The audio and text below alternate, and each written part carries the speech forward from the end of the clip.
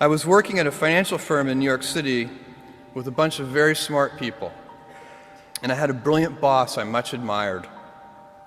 I went to my boss and told him I was going to start a company selling books on the internet.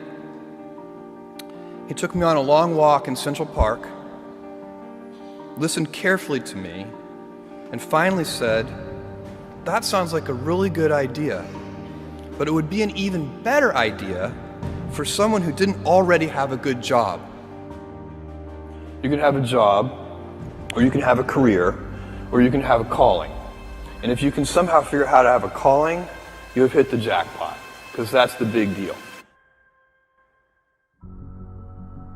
I met Jeff Bezos 25 years ago, and he told me, "Dave, I want you to invest in my company." "What are you doing?" "I'm gonna start a bookstore in my garage."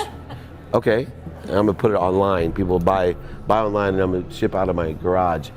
But if you invest in me, Dave, someday I'm gonna be the richest man in the world. I'll do over $100 billion. First of all, there is no such thing as $100 billion 25 years ago. Statistically, there's no such thing. Countries didn't have 100, our national debt wasn't $100 billion. And this dude's telling me at 26 years old that he's gonna be the richest man in the world because he has a garage and the internet? That was his truth. No, but he did not know it, and neither did I. But the difference between him and I is I was laughing, scoffing, and jesting at him, and he was already applauding himself, going, at the right way, at the perfect time, I'm gonna make as much as I can as quickly. And I'm sitting there going, there's no way this is gonna be a big business.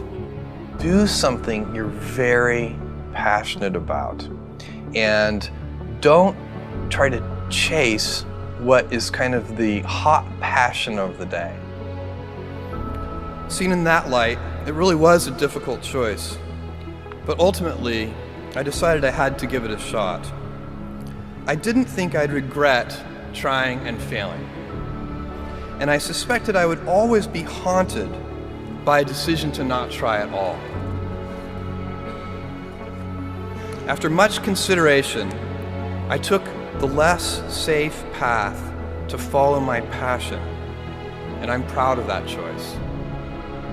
As a young boy, I had been a garage inventor. I'd invented an automatic gate closer out of cement-filled tires, a solar cooker that didn't work very well out of an umbrella and aluminum foil, baking pan alarms to entrap my siblings. I'd always wanted to be an inventor, and she wanted me to follow my passion. There's a military phrase that I especially love, and it says, "Slow is smooth and smooth is fast." And I have seen that in every endeavor I've ever been in. That's the kind of thing that really allows you to make progress. You know, you get certain gifts in life and you want to take advantage of those, but I guess my advice on adversity and success would be to be proud not of your gifts, but of your hard work and your choices. So, you may be, the kinds of gifts you get in life, you might be really good at math. It might be really easy for you. That's a kind of gift.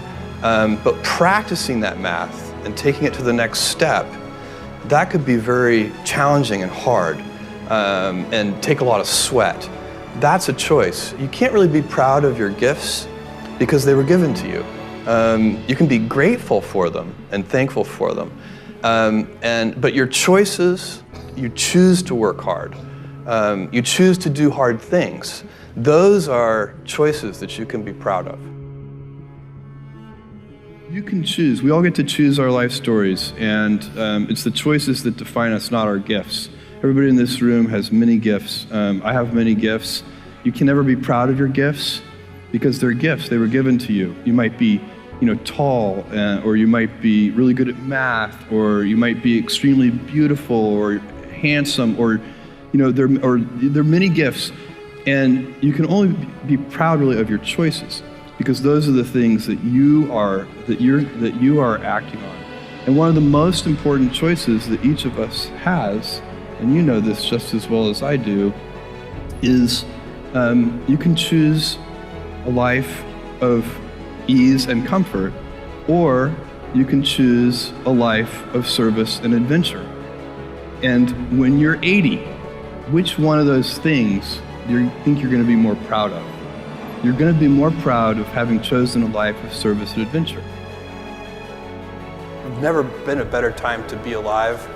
I mean, it's just incredible the amount of inspiration that the world generates for me, and I think for a lot of people. It's insane, the amount of change and invention and opportunity. Your life, the life you author from scratch on your own, begins. How will you use your gifts? What choices will you make? Will inertia be your guide, or will you follow your passions? Will you follow dogma, or will you be original? Will you choose a life of ease, or a life of service and adventure? Will you wilt under criticism, or will you follow your convictions? Will you bluff it out when you're wrong, or will you apologize? Will you guard your heart against rejection, or will you act when you fall in love? Will you play it safe, or will you be a little bit swashbuckling? When it's tough, will you give up, or will you be relentless? Will you be a cynic, or will you be a builder? Will you be clever at the expense of others, or will you be kind?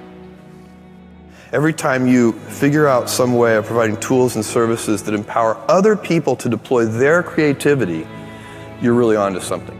You know, you're very lucky if you have a career. A lot of people end up with a job. If you don't love your work, you're never going to be great at it. Jules Verne, Mark Twain, Galileo, Newton, all the curious from the ages would have wanted to be alive, most of all, right now. As a civilization, we will have so many gifts, just as you as individuals have so many individual gifts as you sit before me. How will you use these gifts? And will you take pride in your gifts or pride in your choices?